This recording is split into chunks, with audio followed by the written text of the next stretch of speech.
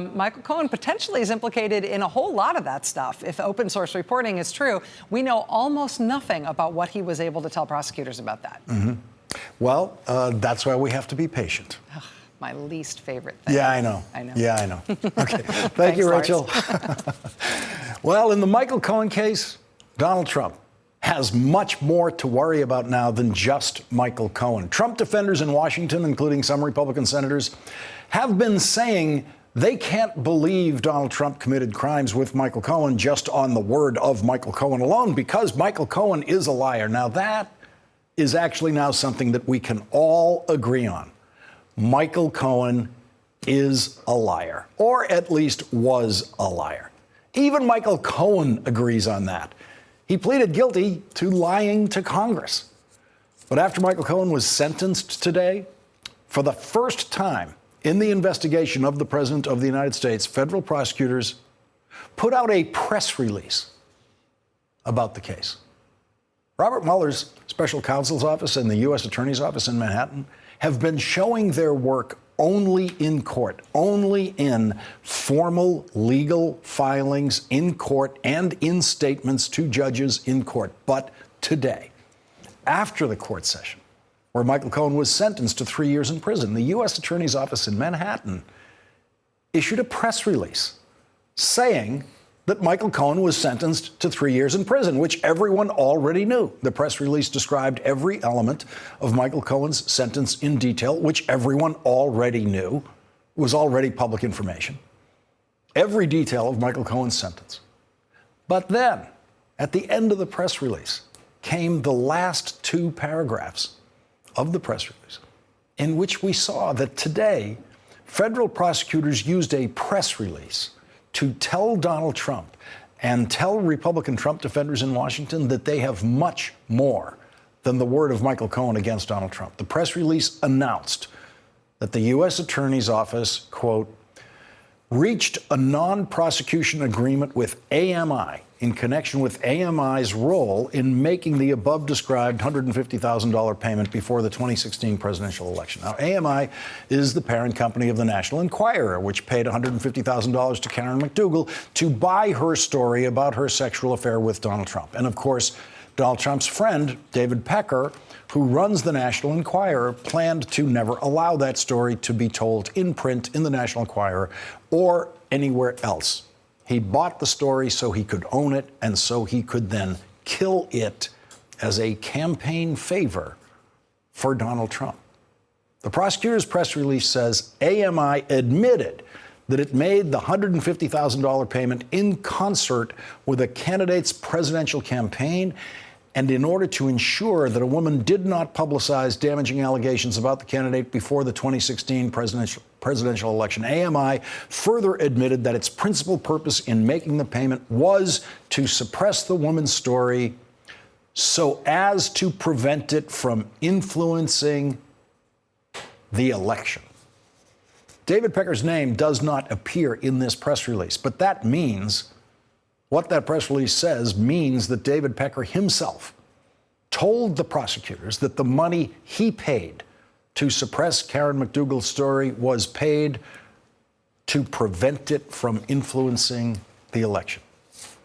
There are other possible witnesses at the National Enquirer who might be telling the prosecutors the same thing. And so we now have Michael Cohen and David Pecker and possibly others at the National Enquirer who have told federal prosecutors that the money was paid to influence the election.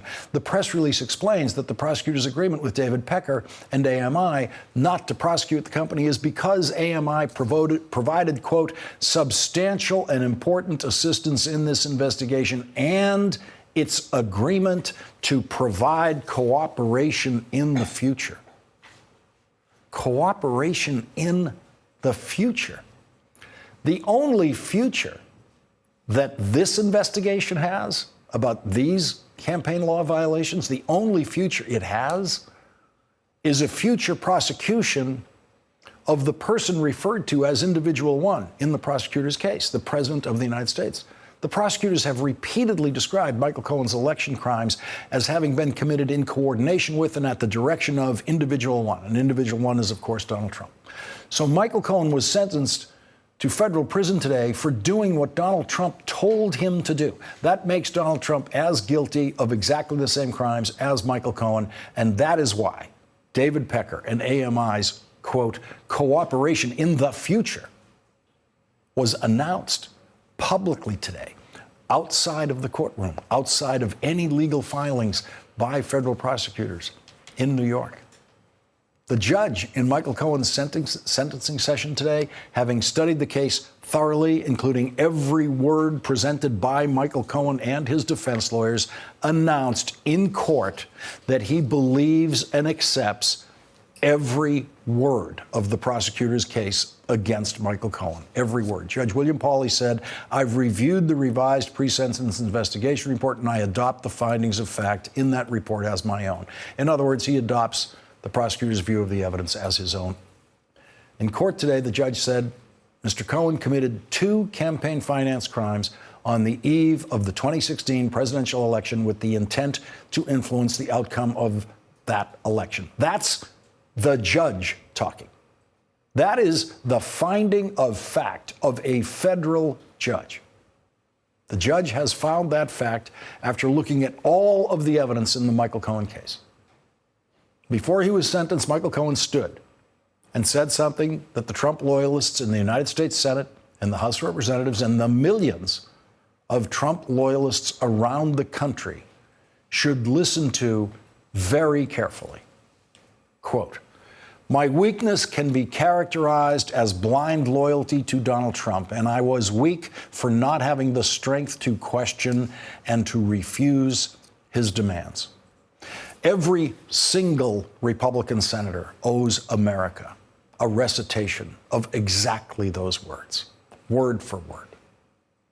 Michael Cohen went on to say, "For months now, the President of the United States, one of the most powerful men in the world, publicly mocks me, calling me a rat and a liar, and insists that the court sentence me to the absolute maximum time in prison. Not only is this improper, it creates a false sense that the president can weigh in on the outcome of judicial proceedings that implicate him."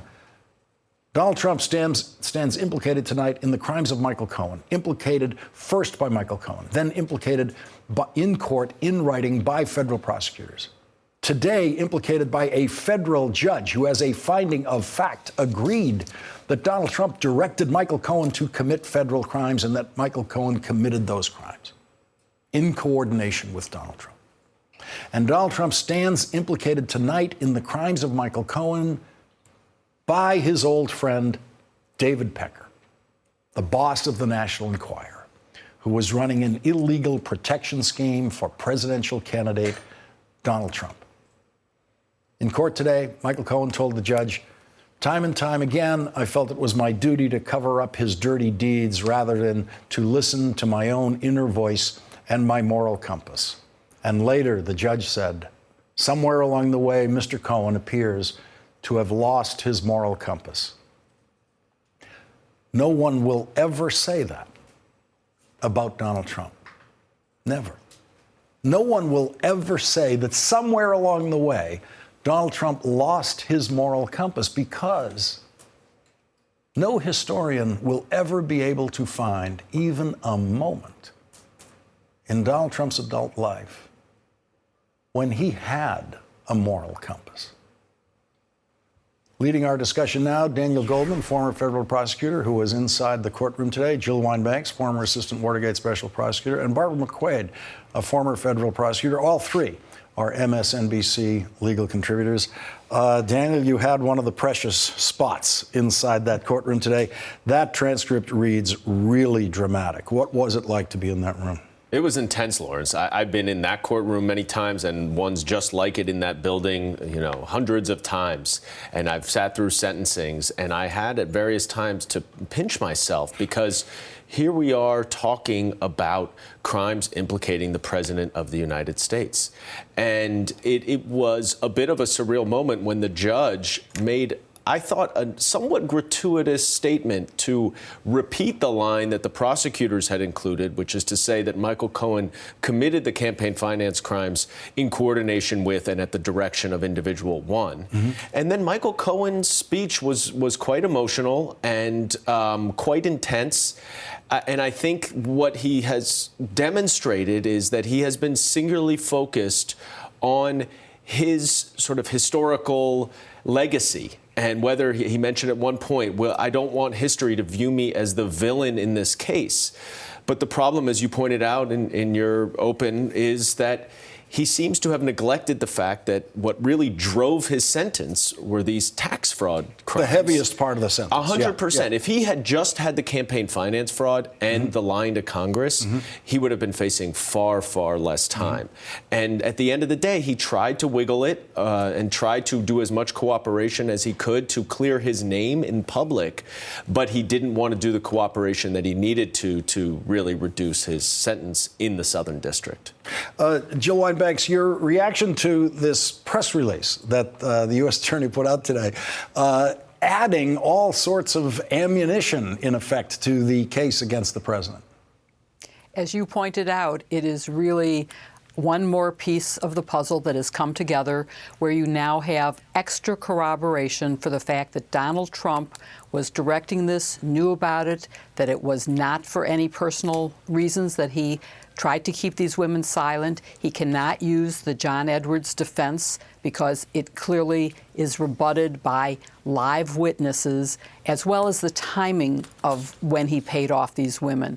But the whole thing today really brought back a lot of emotions for me, thinking about John Dean's plea, John Dean's book called Blind Ambition, where you now have Michael Cohen saying it was blind loyalty to President Trump that drove me to this, or Jeb Magruder, another key witness in Watergate, who, much like, I'd say, Michael Cohen, completely had no moral compass, or maybe like the president, never had a moral compass, so felt fine violating the law because anything that helped the president was okay. As long as it made him more likely to succeed, they didn't care whether it violated the law. And that's what's so upsetting here is Michael Cohen, in his trying to get sympathy, basically said, I did it out of blind loyalty, but he didn't do it out of loyalty. It was greed for the tax evasion, which is really why I think he got the big sentence. Yeah, the judge made it clear that his finding was that Michael Cohen did it out of greed and ambition, as the judge put it more than once. Barbara McQuaid, your reaction to what happened in federal court in New York today in the case against Michael Cohen and Individual One? Yeah, well, I think the sentence that Michael Cohen got today was probably appropriate. His sentencing guidelines were 51 to 63 months. That's roughly 4.5 to 5 years. So he actually did get some break for his partial cooperation. And it's kind of an odd place that he's in. The special counsel says he has provided valuable information, core to our investigation, which I believe goes to the Russia interference in the election. But there's something he's holding back. The prosecutors in the Southern District of New York said he would not agree to be a full cooperator, to sign on to a cooperation agreement, which means you share everything you've ever done that's wrong and every crime you know about of others. And so it's puzzling a little bit that he wouldn't want to be fully on board in hopes of earning what's called a substantial assistance reduction, a further reduction in his sentence by doing that. And so there's something he continues to hide, whether about himself or others, yet he does retain the possibility to continue to earn credit up until 1 year from today. He could still come back if he decided, you know what, I do want that cooperation agreement. He could earn a reduction in his sentence that could be filed up to a year from today. So if it's true that, as he said today, what he really wanted is to get his sentence done, start serving a sentence, because the sooner he's in, the sooner he's out, well, he could do that, and then he could still go back and cooperate now that sentence has been imposed.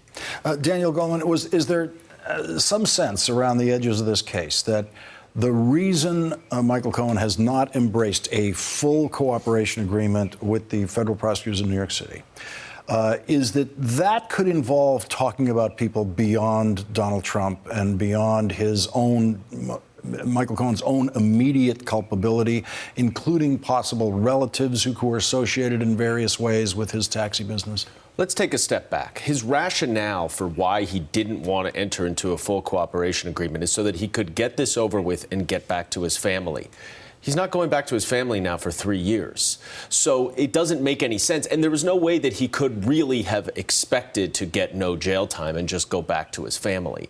So when you have that on the one hand, which is a nonsensical explanation, and you have the fact that he's happily cooperating with Robert Mueller about Donald Trump, the campaign people far away from him. Right.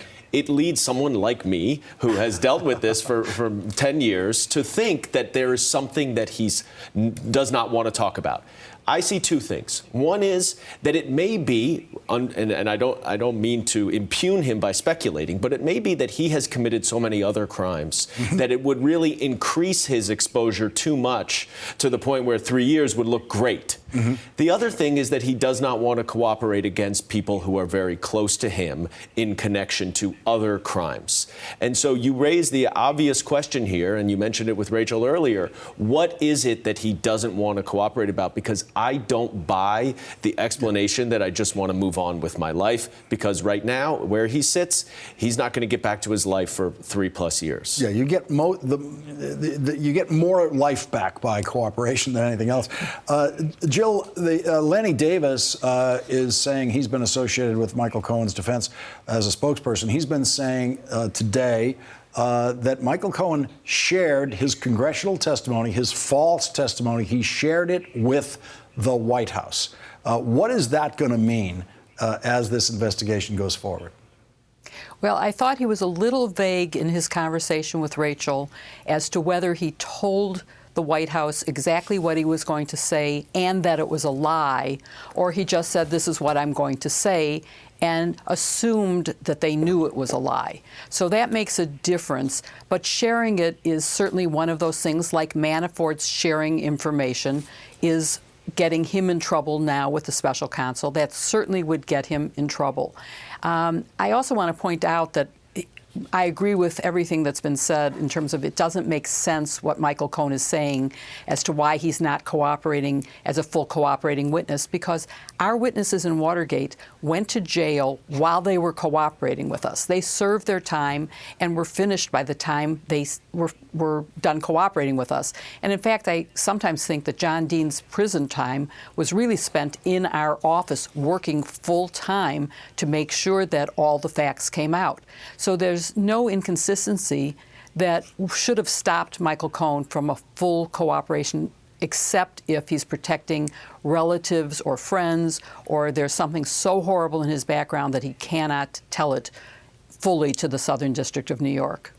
Let's look at the video of President Trump's reaction today to Michael Cohen's sentencing.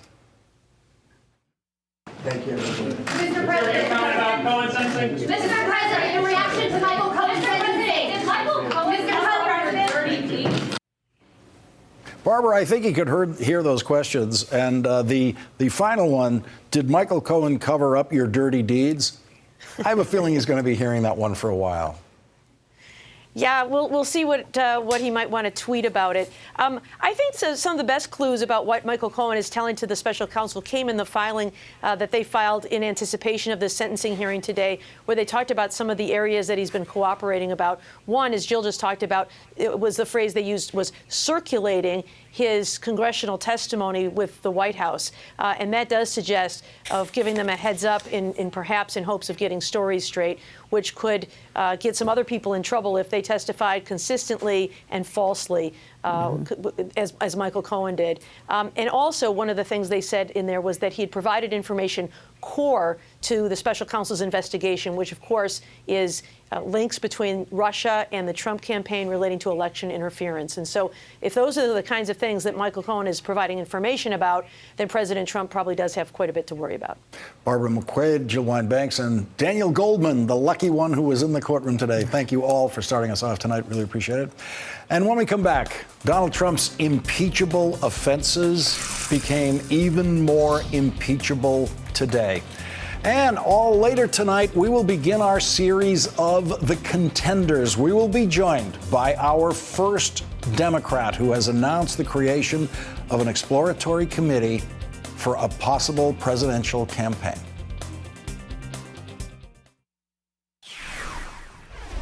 impeachable offenses. That's what Democrat Jerry Nadler, who will be the chairman of the House Judiciary Committee, called the election crimes that Michael Cohen says he committed in coordination with and at the direction of Donald Trump. Once again in federal court today, Michael Cohen and federal prosecutors, and now a federal judge, all described Donald Trump's participation in those crimes as settled fact. And also today, the prosecutors revealed that they have more witnesses to corroborate Michael Cohen's account of the crime that involved the National Enquirer paying $150,000 to Karen McDougal to buy her silence for presidential candidate Donald Trump. So those impeachable offenses became even more impeachable today, even more provable today. Also today, the incoming New York State Attorney General, who will be sworn in next month, tells NBC News that her office is gearing up to target Donald Trump, his family, and anyone in his inner circle suspected of breaking the law.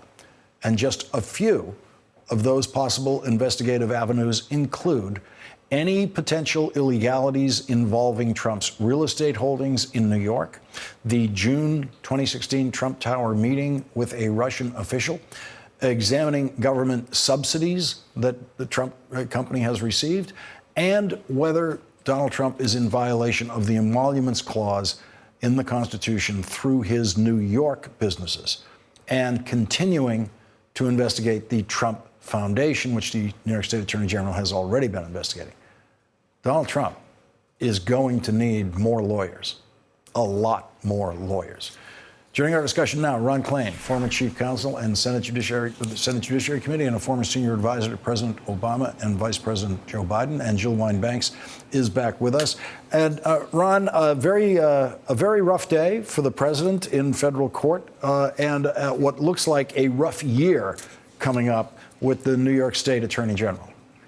That's right, Lawrence. And I think, you mentioned earlier, this decision by the National Enquirer to cooperate could wind up being a very significant decision, not just because of the way in which it buttresses the campaign finance case against Donald Trump, adding a second source of evidence against him, but because of the famous safe at the National Enquirer that supposedly contained all sorts of stories about Trump that they caught and killed, that they bought and didn't publish. And the National Enquirer, they're famous for their coverage of UFOs. Now it might stand for unindicted felonious officials, because they've got Donald Trump, a lot of information about Donald Trump that will now be moving into the hands of federal prosecutors. I think that adds to his trouble significantly.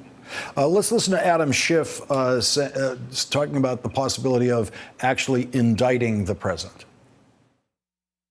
I think the Justice Department needs to re-examine that OLC opinion, Office of Legal Counsel opinion, that you cannot indict a sitting president under circumstances in which the failure to do so may mean that person escapes justice.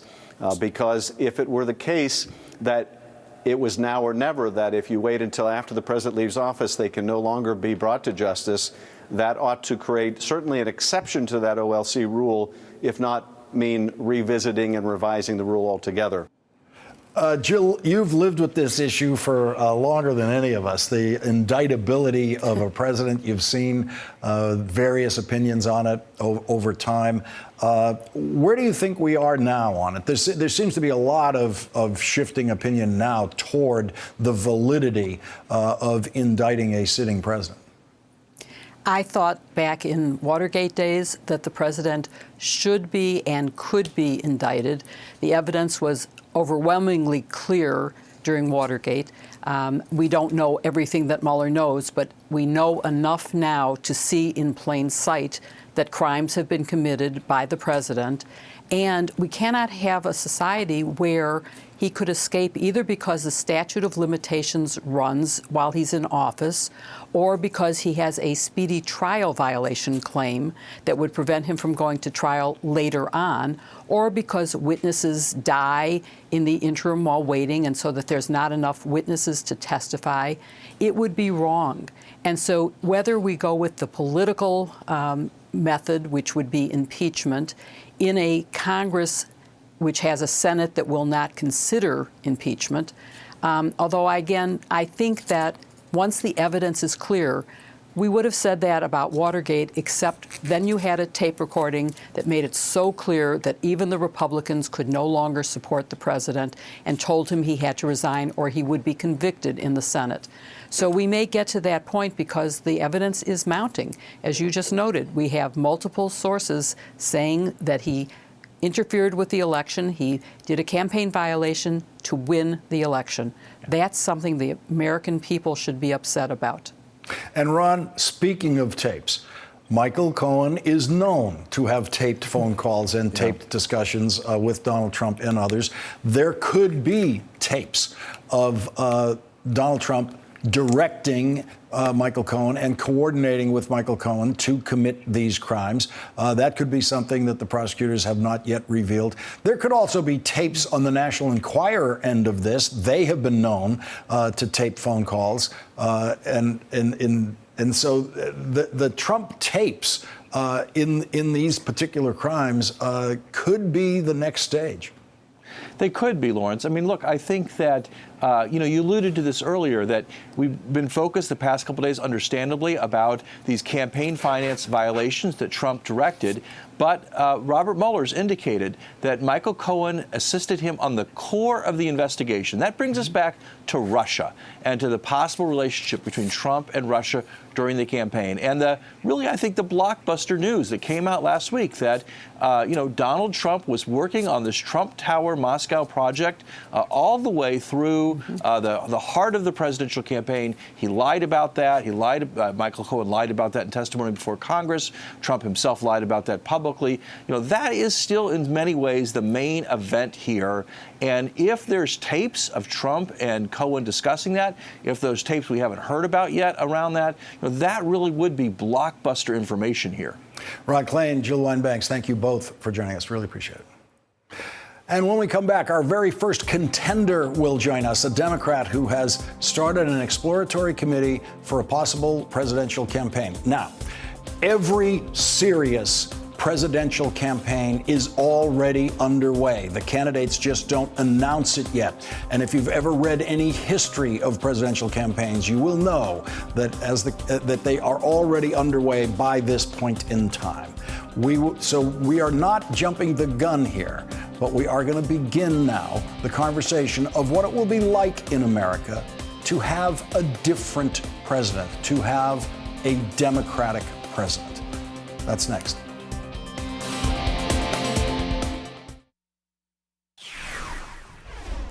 In tonight's first episode of The Contenders, former San Antonio Mayor Julian Castro announced today that he is forming an exploratory committee for launching a possible campaign for president. And so tonight, Julian Castro, who is also a former Secretary of Housing and Urban Development in the Obama administration, becomes the first possible 2020 presidential contender to join us here to discuss the policies that he would pursue as president of the United States. Now, if you are hoping for a bunch of horse race questions about the contenders standing in the polls, or how their campaigns will raise enough money, or will you decide not to run if candidate X decides to run, you're going to have to wait for another show to ask those questions, because every contender who appears on this program will be fully respected as a candidate or possible candidate for president of the United States, and they will all be asked questions about,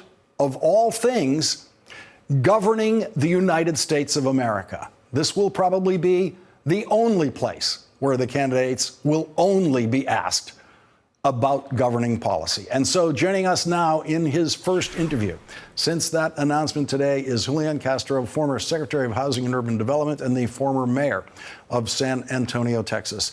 Mr. Mayor, Mr. Secretary, thank you very much for joining us tonight. Really appreciate you being here.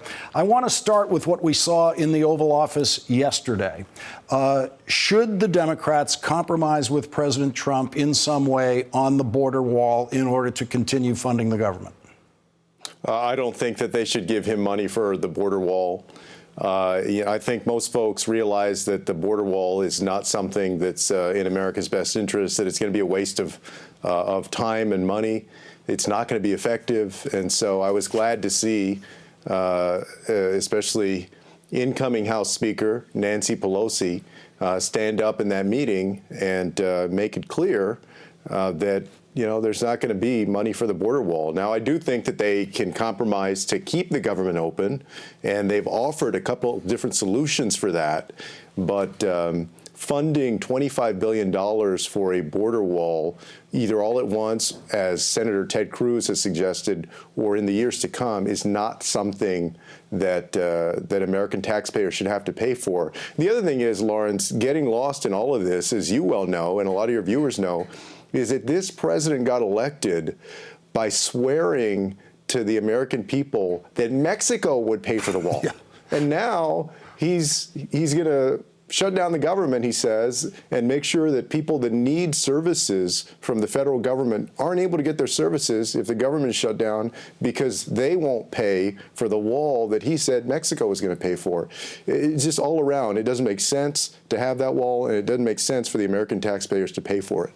Do you agree with Democrats, some Democrats who are arguing that the Immigration Customs Enforcement, ICE, should be abolished and replaced? I think that it should be reconstituted. There were 19 folks that work at ICE that said that the department is not effective right now because of the way that it's organized. I think that that thing needs an extreme makeover. Now, people often ask, well, what does that mean? Does that mean that we're not going to have any kind of border security? Of course we're going to have border security, but I think that we have to be more thoughtful and effective in how it's done. And the fact is that time after time we have seen folks overstep their boundaries. The family separation policy that this administration has pursued is beyond the pale. It does not reflect who we are or should be as Americans. And so I believe that we can reconstitute ICE. I also say that as somebody that ran a federal department, the Department of Housing and Urban Development, and saw throughout the federal government that we can improve how we do business. Do you support Medicare for all? I do.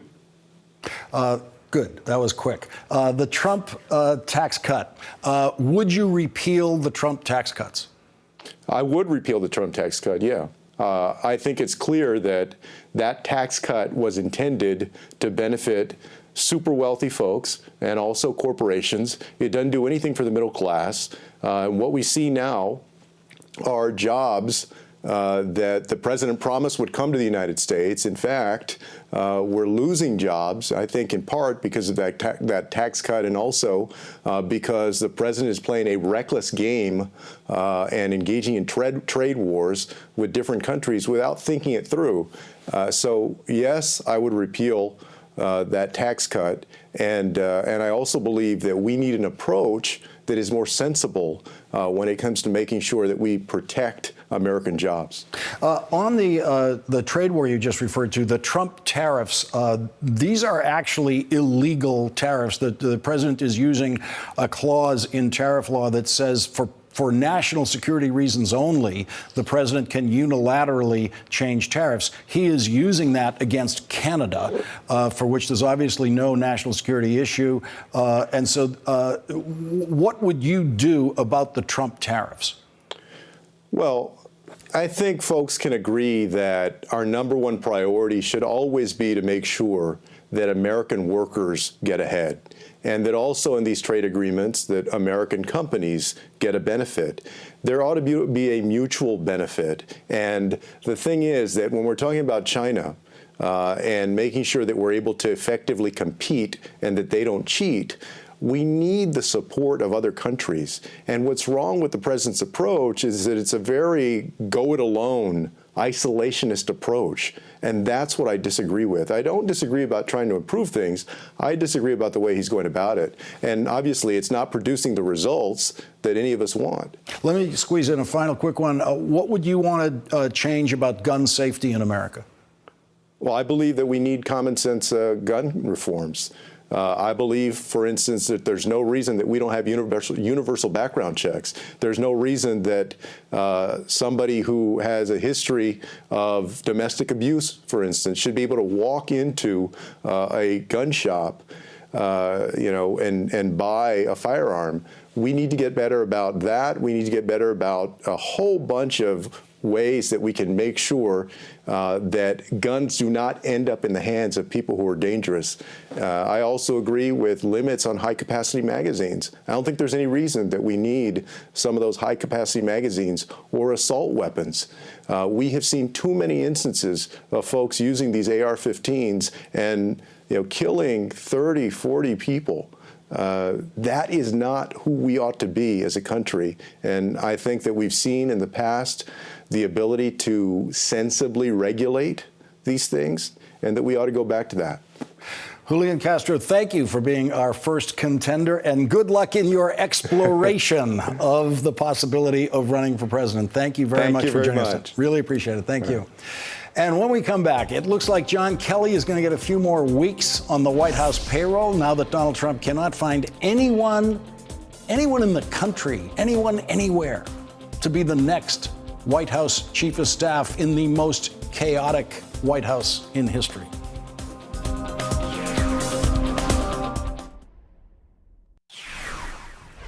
It looks like John Kelly's going to pick up a few more weeks on the White House payroll now that White House chief of staff is one of those jobs that no American wants to do. What everyone knows is that no one is actually able to do that job because Donald Trump makes an orderly White House an impossible dream for everyone working there. In The Atlantic, James Fallows has written an assessment of John Kelly's run as White House chief of staff. James Fallows says John Kelly's forthcoming departure as White House chief of staff is a reminder of an important but underpublicized distinction among those who have chosen to support or work for Donald Trump. The distinction is between those whom Trump has made bad and those who have been revealed as bad through their association with this man. So which is John Kelly? Did Donald Trump turn John Kelly bad, or did Donald Trump simply reveal how bad John Kelly always has been? James Fallows will take on that question after this break. James Fallows' new article in The Atlantic appears under the headline, "Serving Trump Revealed Who John Kelly Always Was." Joining us now is James Fallows, staff writer for The Atlantic and a former speechwriter for President Jimmy Carter. Tell us what you think we have now learned as a result of his White House service about John Kelly. I think in that taxonomy you were quoting, which I guess sounds a little harsh when distilled to that one sentence estimate, I was trying to say that there are people who've worked for Donald Trump who have been put into difficult circumstances. For example, H.R. McMaster, a wonderful public servant in the military who found himself in this impossible situation as a national security advisor. On the other hand, as you have eloquently explained here over the months, I think what we've learned about John Kelly is something we wouldn't have known if he weren't in this position, which is the fact that his views on inclusiveness and dealing with refugees and immigrants seem much more in common with the part of Boston where he grew up in the 50s and 60s than the fully integrated, fully inclusive U.S. military, where he spent most of his career. That's become kind of the symbol of what inclusive America means. It wasn't always that way, but it is now. And I think that's what John Kelly seems to have revealed about himself through this service. For me, the huge reveal was the Frederica Wilson moment, where he told this story about her that was completely false and accusatory and calling her an empty barrel. And then the whole thing in its entirety was proven to be untrue. And I expected an apology. I was shocked that there was no apology. And when 24 hours went by with no apology, at that point, I had reached my verdict about John Kelly. It would have cost him absolutely nothing to apologize to her. And of course, this was of a piece with Donald Trump so consistently calling Maxine Waters and others, low IQ, unintelligent. And this was sort of another African-American congresswoman from Florida whom John Kelly, both mocked, whether or not that had been factually based or not, and erroneously mocked, and that he didn't apologize to her. I think that was, as you've recorded here, part of, it was one of a number of incidents in that tone. And more recently, John Kelly doing an interview where he talked about the babies and children at the southern border being taken from their parents, and just casually saying that, well, they'll be okay, they'll go into foster care or whatever. or whatever. And again, it's relevant that for the first few months of the administration, he was the head of the Homeland Security Department and was seen to have been not to sort of egging on or than trying to tempering what the actions of ICE in those days. So again, I think if John Kelly had not spent these past 2 years in the service of Donald Trump, he would have been known as a 4-star Marine Corps general who had paid the ultimate price for his country. He lost his son in combat in Afghanistan, would have had an entirely different lasting image than the one he has gained because of this service. And I think we now have reason to believe that one of the reasons John Kelly was chosen is that Donald Trump had learned enough about the way John Kelly really does think in private through his position in Homeland Security, and Donald Trump saw himself in Kelly. Yeah, certainly we were hearing that. And also there was the sort of the open point that Donald Trump was making early on that he liked having my generals. And especially there was the lineup of Michael Flynn, H.R. McMaster, John Kelly, and James Mattis. And the one of those who's still left, of course, is Secretary Mattis, Secretary of Defense. And so I think it's been, it was the views, as you say, which John Kelly may have bonded with Donald Trump, and also the idea of having my generals early on. There is a lot more wisdom in this article than just your thoughts about John Kelly. Everyone should read it at The Atlantic. James Fallows, thank you very much for joining us. Really appreciate it. Tonight's Last Word is next. Time for tonight's last word. Many of you have asked for an update on Joyce Chizali, the high school student from Malawi who recited her poem Little by Little for us on this show a few years ago. Joyce also came to the United States earlier this year and joined me here in the studio in New York. I saw Joyce again on my recent trip to Malawi during Thanksgiving week. Joyce is still doing very well in her last year of high school, and little by little is getting closer to her dream of becoming a doctor and a poet, thanks to the scholarship that you have provided that pays her tuition to attend high school. And so thank you for your generous contributions to the Kind Fund, the partnership that I created with MSNBC and UNICEF to provide desks to schools in Malawi where the kids have never seen desks, and scholarships for girls to attend high school in Malawi where the girls' graduation rate from high school is much lower than the boys. You can help girls like Joyce stay in high school by contributing at lastworddesks.msnbc.com. And any amount you can contribute will be very helpful. Here is a new poem that Joyce shared with me last month about inspiring young girls like herself to finish their education. This poem is entitled, You Can Do It. It is dedicated to those girls who look down on themselves, who think they cannot do it. So it is entitled, You Can Do It. You can do it. Yes, you can. Don't look down on yourself because you're wiser than you think. You are capable of becoming a great leader who can transform this nation and make some reformations.